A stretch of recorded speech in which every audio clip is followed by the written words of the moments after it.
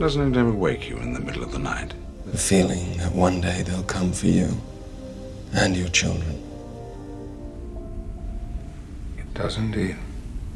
What do you do when you wake up to that? I feel a great swell of pity for the poor soul that comes to my school looking for trouble.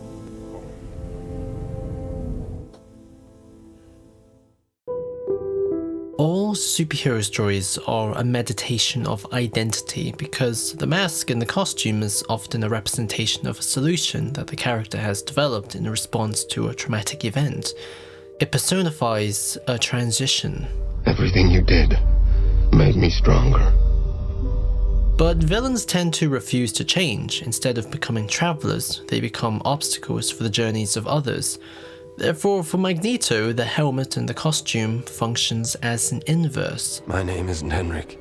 My name is Magneto. It's a fixed aspect of his identity that prohibits him from changing because instead of offering a solution to his trauma, it just keeps referring him back to it. Now, Magneto's journey is incredibly weird to examine because first, it doesn't have a conclusive ending, and second, it's non-chronological. Therefore, the direction of the character arc is not only constantly being redirected, but his themes are constantly being overwritten.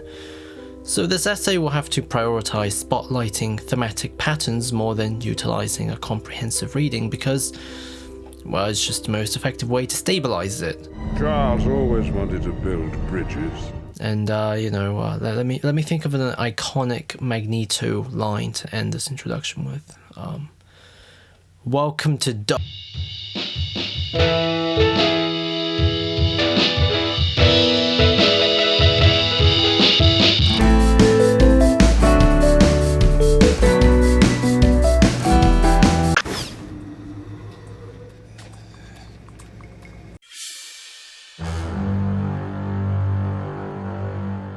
In the original X-Men trilogy, Magneto is an embodiment of an entire position. When we're first introduced to him, he's a victim of the Holocaust, and when he departs with Charles, they are both figures who overlook the coming conflict, not as subjects, but as influences. I've heard these arguments before. It was a long time ago. Mankind has evolved since then. Yes, into us. As a result, Magneto isn't a character, but a force of nature. His first plan was to win a war before it begins by turning everyone into a mutant, even if it risks wiping them all out. And in X2, Magneto is developed further as being a representative of the exact fears that people have of mutants. Don't lecture me about war. This already is a war. To the extent that within the climax, he almost wipes out the entire human race. Both Stryker and Magneto deploy the same strategy to win this conflict. Therefore, they're both operating under the same set of values, despite holding two different positions. Instead, Xavier's the only character that thinks outside of their limits. So, Magneto doesn't just represent a pro-mutant sentiment, but he represents a cycle of fear and hatred. The war is still coming, Charles, and I intend to fight it. Subsequently, in X-Men The Last Stand, despite how peaceful the world has become, Magneto's ideology is directly threatened by the existence of a cure. For Erik, the cure represents an imbalance of power as opposed to an opportunity for peace. They will force their cure upon us. As a result, Erik becomes the one who starts the war. His value degrades as the story develops. That's why the pawns go first. It's no longer about his desire to protect his people or expanding the margins of a shared identity, which is what he wanted originally, but it's about winning against the enemy. And poetically, in the end, he is punished with the life of the enemy. Or at least for a while. Magneto's first set of appearances shows that Erik has the capacity to change. He could have been a good man, but he condemned his own life because of his own hubris. What have I done? So on a conceptual level, Magneto is a study of collective trauma, which is when painful memories are transmitted between generations because of a shared identity. Nobody's talking about extermination. No one ever talks about it. They just do it. Every one of us inherits stories from the communities we're born into, be it professional, ethnic, or class, and we incorporate these histories into our personal narratives. Therefore, as an authoritative symbol, Erik's trauma as a Holocaust survivor becomes a logic that frames the lives of his followers. everyone is equally afraid of a mutant holocaust. And this separation between people and the politics of people is what makes Magneto the villain. Erik began unwilling to die for his beliefs because he wanted to ensure that his logic of power can survive in the new world. When the war was imminent, he had no hesitation in becoming a mass murderer. And when Charles dies, he carries on with his work, ensuring that there will definitely be a battle. Thematically, Magneto is a living prophecy. His fear of what is possible is what makes it possible, because that fear is what traps everyone else. This is the first act of a story.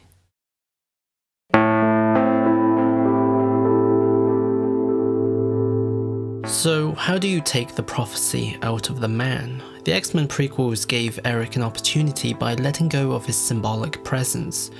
Both X-Men First Class and Days of Future Past fits together to show the character's rise and fall, framed under a battle against time itself. Killing Shaw will not bring you peace. Peace was never an option. First by going back and realising his backstory further by showing exactly how the Holocaust ruptured his mind. The theme of Magneto being a living prophecy is eerily foreshadowed here as a race between Erik reinventing his identity with Charles and reinventing it with Shaw. You and me, son. This world could be ours. Both men offers him different opportunities to make peace with his trauma by giving him access to a different continuity when understanding the past. Erik can either accept the message of love where perseverance and empathy should define his life, or a message of strength where power is what defines him and is what his role should be in the world. I didn't know I still had that. Secondly, the prequels draw a clear distinction between Erik and Magneto, because Erik's transformation comes from an act of failure. The very meaning of Magneto from the helmet to his mission is now retroactively contextualized as Shaw's legacy. If you're in there, I'd like you to know that I agree with every word you said. Shaw himself killed Erik's mother and was involved in the Holocaust. Therefore, Magneto is not Erik, but is the rhetoric that consumed Erik. The son who lost his mother was replaced by someone who sympathizes with the murderer, and this distinction becomes the main focal point in Days of Future Past. In the past, there is only Magneto, someone who has disposed all of his humanity in the name of his ideological mission. What are you doing? Securing our future. He was willing to kill Mystique, Logan, and even the President to deliver his message. And in the future, there is only Erik, the helmetless friend who values life. This might just work, Charles. And stands side by side with people he disagrees with because he's free from his politics. He's just a good man. Consequently, this entire second act of Magneto's journey is not about what Erik represents on a collective level, but is about what his trauma means on an individual level. We want the same thing.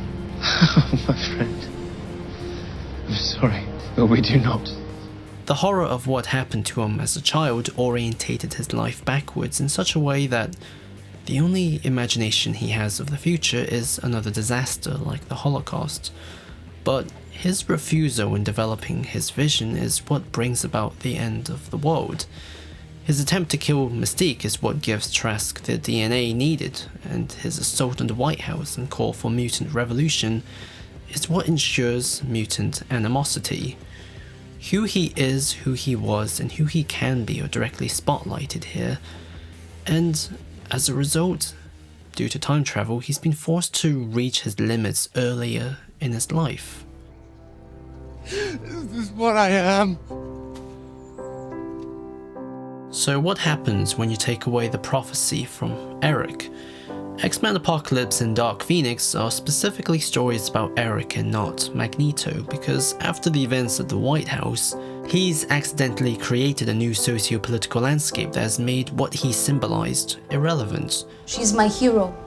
I want to be like her. Mystique is now an international icon, and peaceful coexistence has been directly achieved as a result. Therefore, Erik has now been forced to hide and reinvent his identity as a father and as a simple factory worker, friends with ordinary humans. He is as far as you can get from his original destiny, which on one hand, this is a payoff to future Erik's last words, because now he has a whole decade of peace to himself. All those years wasted fighting each other, Charles. To have a precious few of them back. And on the other hand, this concludes the theme of trauma because he's been able to appropriate the pain of his past and produce a new life out of it. There's a particular moment he shares with his daughter where he mentions what happened to his parents. What's happened to them? Your parents? They were taken from me when I was a little boy. But they're still here. Inside and here. By being able to talk about the past and attribute positive meaning to it, Erik no longer identifies himself as a son without a mother or under the logic of the perpetrator, but as a parent himself, a father looking after his daughter. But then he loses them in a rather contrived situation and Apocalypse reopens this wound, going as far as bringing him to Auschwitz to literally create a hole again.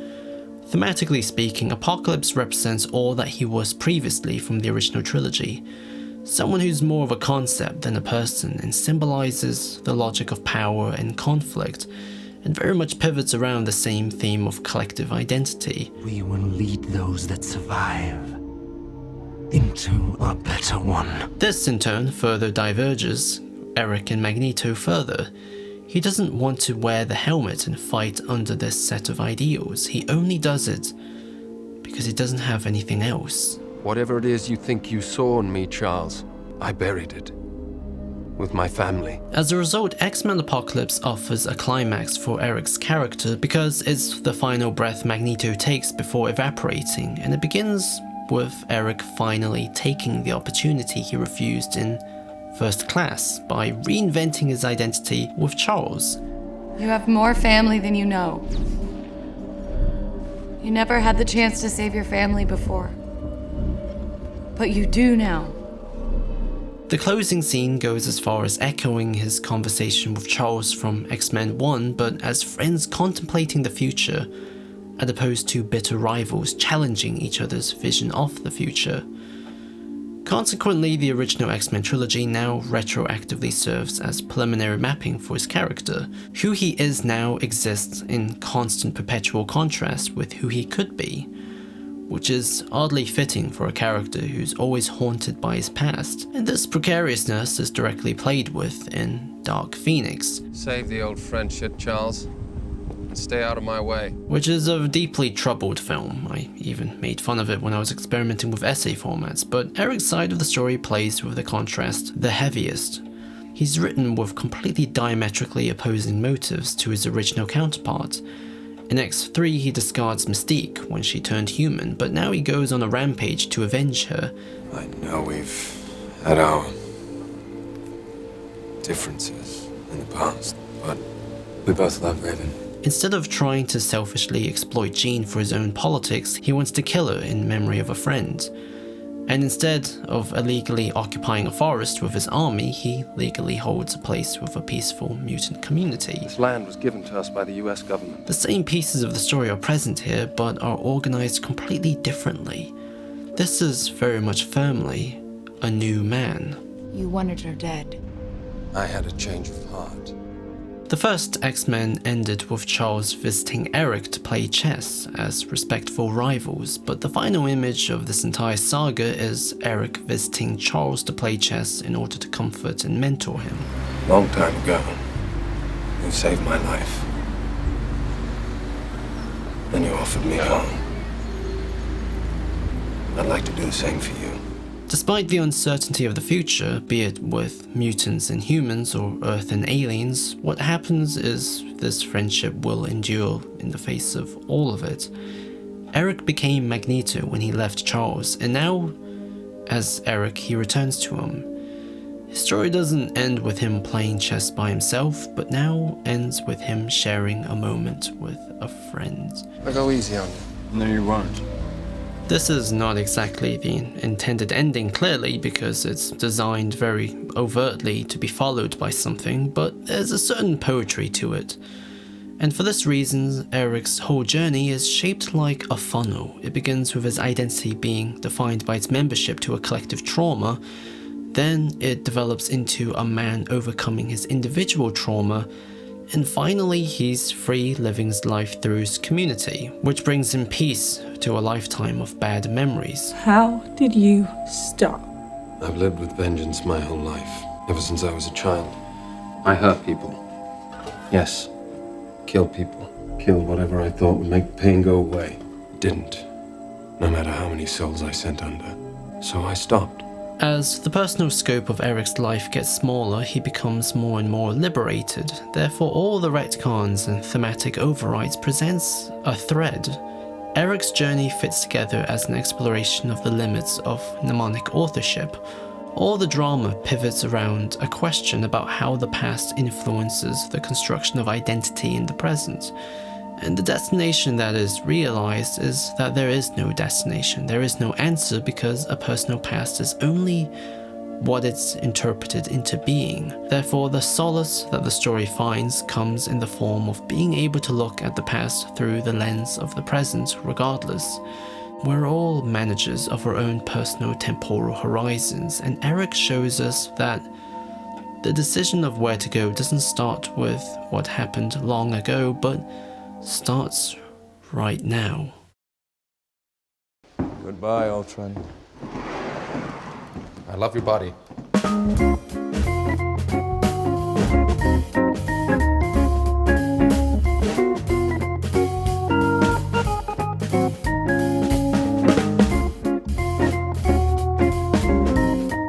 I love my body too.